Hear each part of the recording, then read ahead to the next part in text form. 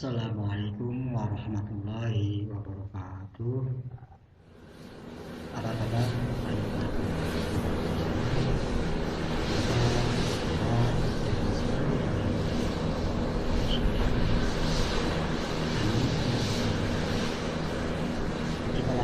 berjalan-jalan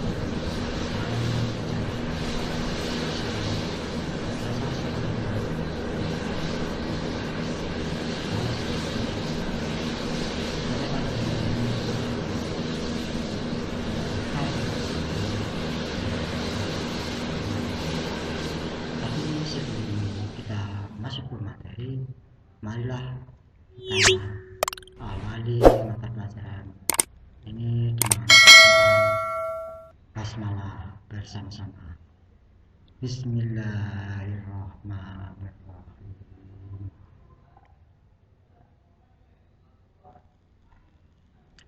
Ya, kita masuk ke materi pada pagi hari ini.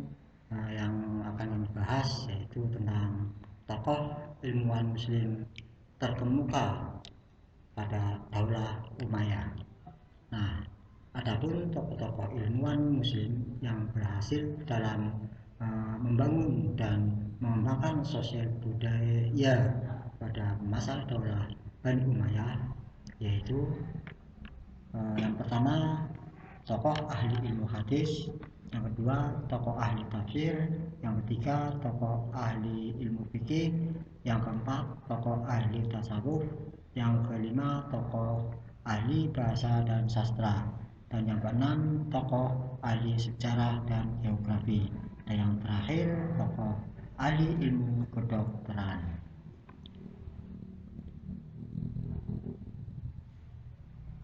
Ya, diawali dengan tokoh ahli hadis. Ilmu hadis mulai dirintis pada masa Khalifah Abdul Malik bin Marwan, itu sekitar 65 sampai dengan 86 tahun. Para tabi'in mulai menulis hadis dan berkembang dengan gerakan rihlah ilmiah, yaitu pengembaraan ilmiah yang dilakukan muhaddisin dari kota-kota untuk mendapatkan suatu hadis dari sahabat yang masih hidup dan tersebar di berbagai kota. Pada masa Khalifah Umar bin Abdul Aziz memerintahkan para gubernur dan para ulama untuk mengumpulkan hadis. Salah satunya gubernur Madinah, yaitu Abu Bakar bin Muhammad bin Amr bin hadis yang ada pada Amrah binti Abdurrahman dan Qasim bin Muhammad bin Abu Bakar. Nah, Amrah adalah anak angkat Siti Aisyah dan orang yang terpercaya untuk menerima hadis dari Siti Aisyah. Nah, Abu Bakar Muhammad bin Muslim bin Ubaidillah bin Syihab Az-Zuhri dianggap penulis hadis pertama pada masa Daulah Umayyah. Pembukuan hadis berikutnya oleh Ibnu Jurayj, yaitu pada tahun 1050 Hijriah, atau Ar-Rabi' bin Sabai pada tahun 1600 Hijriah, dan masih banyak lagi ulama lainnya. Pembukuan hadis dimulai sejak akhir masa pemerintahan Bani Umayyah, tetapi belum begitu sempurna. Untuk pembukuan hadis mencapai sempurna pada masa dinasti Bani Abbasiyah.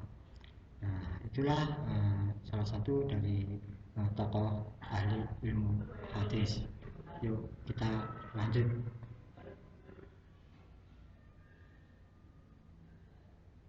Abu Bakar Muhammad bin Muslim bin Ubaidillah bin Syihab Az-Zuhri dianggap penulis hadis pertama pada masa Daulah Umayyah. Pembukuan hadis berikutnya oleh Ibnu Jurayj, itu tahun 150 Hijriah, atau Ar-Rabi' bin Sabi pada tahun 160 Hijriah, dan masih banyak lagi ulama lainnya. Pembukaan hadis dimulai sejak akhir masa pemerintahan Bani Umayyah, tetapi belum begitu sempurna. Untuk pembukaan hadis mencapai sempurna pada masa dinasti Bani Abbasiyah. Seperti itu. Nah, tokoh ahli tafsir. Ilmu tafsir adalah ilmu yang dikhususkan untuk mengetahui kandungan ayat-ayat Al-Quran setelah Rasulullah SAW wafat, yaitu para sahabat Nabi seperti Ali bin Abi Thalib, Abdullah bin Abbas, Abdullah bin Mas'ud, Ubay bin Ka'ab mulai menafsirkan ayat-ayat Al-Quran bersandar dari Rasulullah SAW lewat pendengaran mereka ketika Rasulullah SAW masih hidup. Mereka dianggap sebagai pendiri mazhab tafsir dalam Islam. Nah, pada masa itu lahir beberapa madrasah yang mengajarkan untuk kajian ilmu tafsir, yaitu diantaranya Madrasah Makkah atau Madrasah Ibnu Abbas yang melahirkan mufasir terkenal seperti Mujahid bin Jubair, Sa'id bin Jubair, Ikrimah, Maula Ibnu Abbas, Tawus Al-Yamani, dan Atha bin Abi Rabah. Dan Madrasah Madinah atau Madrasah Ubay bin Ka'ab yang menghasilkan pakar tafsir seperti Zaid bin Aslam, Abul Aliyah, dan Muhammad bin Wahab Al-Quradi. Dan Madrasah Irak atau Madrasah Ibnu Mas'ud. Di antara murid-muridnya yang terkenal adalah Al-Qamah bin Qais, Hasan Al-Basri, dan Qatadah bin Di'amah As-Sudi.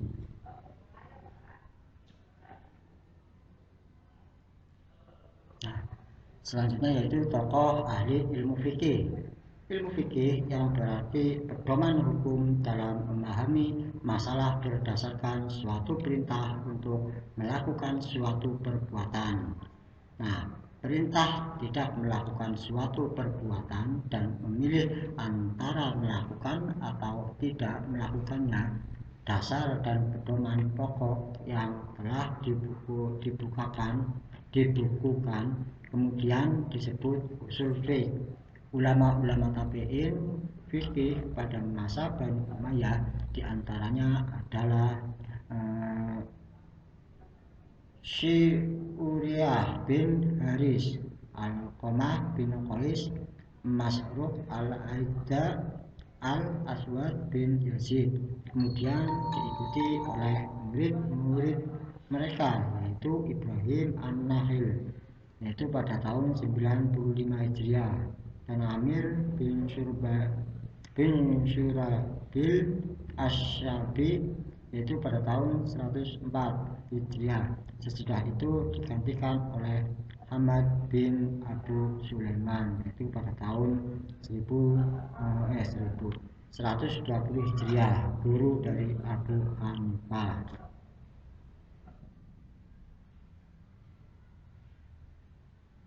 Ya, untuk tokoh ahli tasawuf. Tasawuf merupakan sebuah ilmu tentang cara mendekatkan diri kepada Allah Subhanahu wa Ta'ala. Tujuannya agar hidup semakin mendapatkan makna yang mendalam serta mendapatkan ketentraman jiwa. Ilmu tasawuf berusaha agar hidup manusia memiliki akhlak mulia, sempurna, dan kamil. Munculnya tasawuf karena setelah umat semakin jauh dari Nabi, terkadang hidupnya tak terkendali umatnya dalam hal kecintaan terhadap materi. Nah, seperti itu untuk ajaran tasawuf, yaitu tentang cara mendekatkan diri kita kepada Allah Subhanahu wa Ta'ala. Itu salah satu apa yang harus kita lakukan.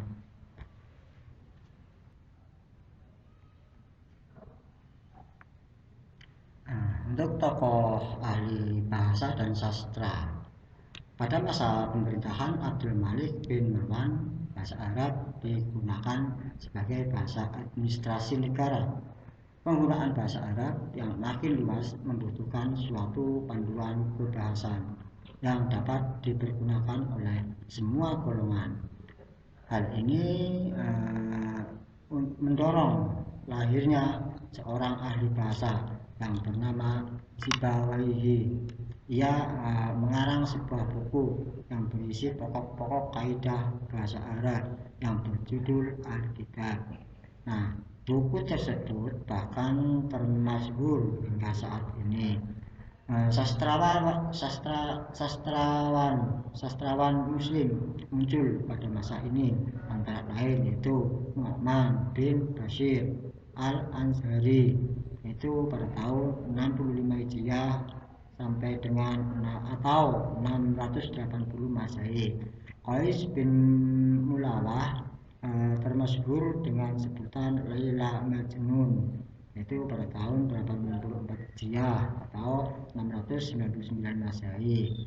Al-Ahtal pada tahun 95 atau 710 Masehi. Abu Aswad Al-Duwali pada tahun 69 Hijriah.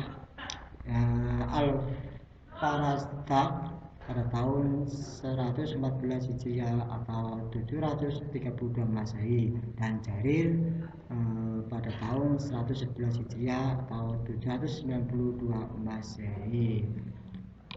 Seperti itu ya.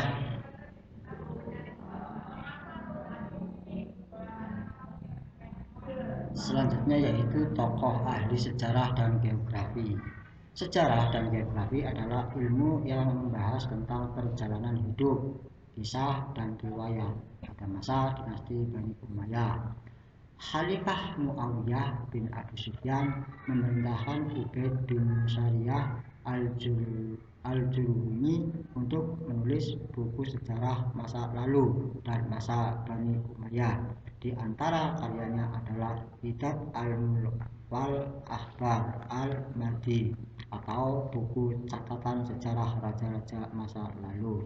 Sejarawan lainnya adalah Suhara Ad-Di yang menulis buku Kitabul Amsal. Seperti itu. Nah, yang terakhir yaitu tokoh ahli kedokteran. Sekolah tinggi kedokteran pada tahun 88 Hijriah atau 706 Masehi didirikan pada masa Khalifah Walid bin Abdul Malik. Ia memerintahkan para dokter untuk melakukan riset dengan anggaran yang cukup.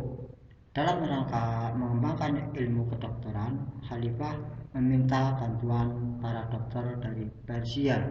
Pada lembaga inilah Haris bin Bildan dan Nazar meraih ilmu kedokteran. Selain itu, gerakan terjemah buku-buku kedokteran mendukung perkembangan ilmu kedokteran di masa Bani Umayyah. Khalid bin Sayyid bin Muawiyah adalah orang pertama yang menerjemahkan buku tentang astronomi, kedokteran, dan kimia. Nah, seperti itu ya.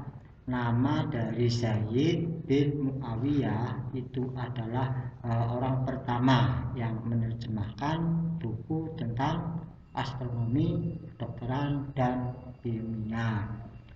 Nah, untuk materi pada pagi hari ini atau pada hari ini mudah-mudahan bisa dipahami, dan apabila kurang paham, kalian bisa untuk membukanya kembali, mungkin bisa dipelajari lagi lebih luas supaya kalian lebih memiliki pengetahuan dari pelajaran ini ya. Terima kasih untuk pada hari ini. Pelajaran kita kami tutup dengan bacaan hamdalah bersama-sama. Alhamdulillahirabbil alamin. Sekian dan terima kasih dari saya Sajuri SPDI. Wallahul muwaffiq ila aqwamit thoriq. Wassalamualaikum warahmatullahi wabarakatuh.